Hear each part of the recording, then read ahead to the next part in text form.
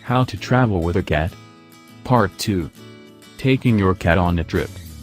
1. Have your cat eat a few hours before traveling and allow it unrestricted access to its litter box.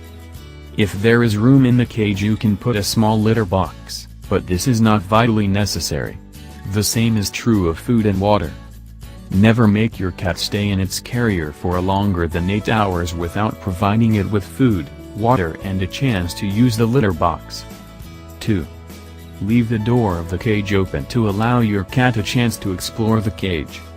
You want the cat to voluntarily get comfortable going into it.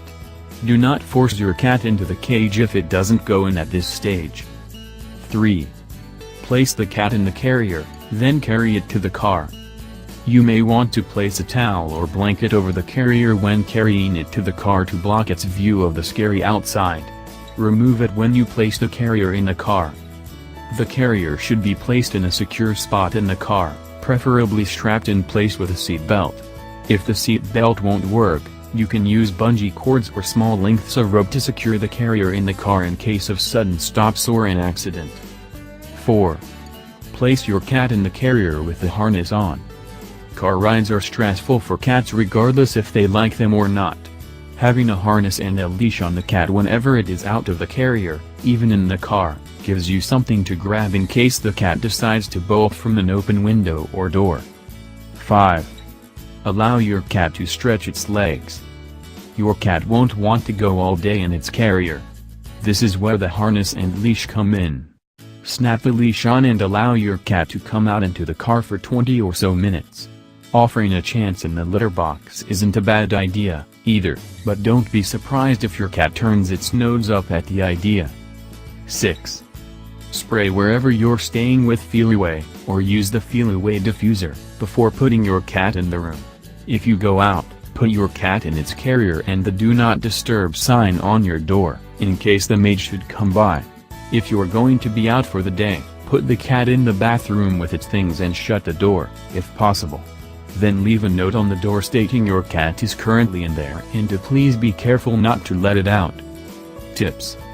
Note that airlines will not accept a sedated animal because it is more difficult to know if it is experiencing any health problems, including heat stroke.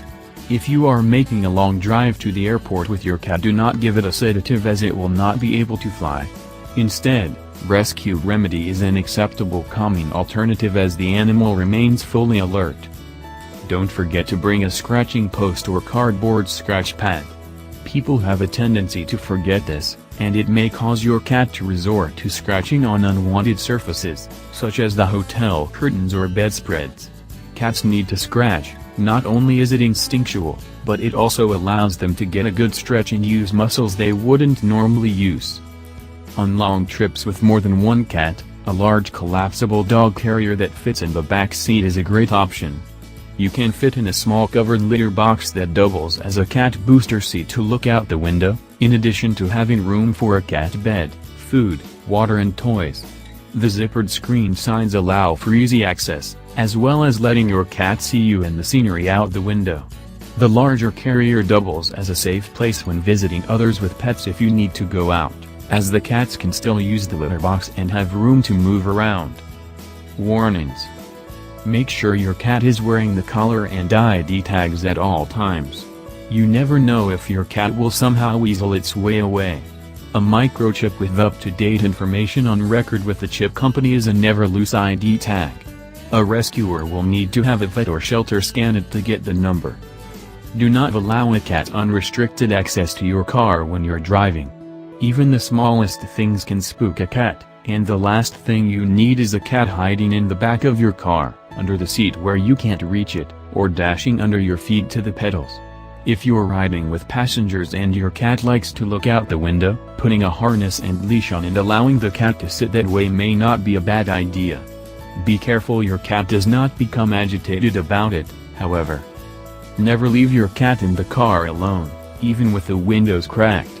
It can take less than 20 minutes for your pet to overheat and die when left in a car.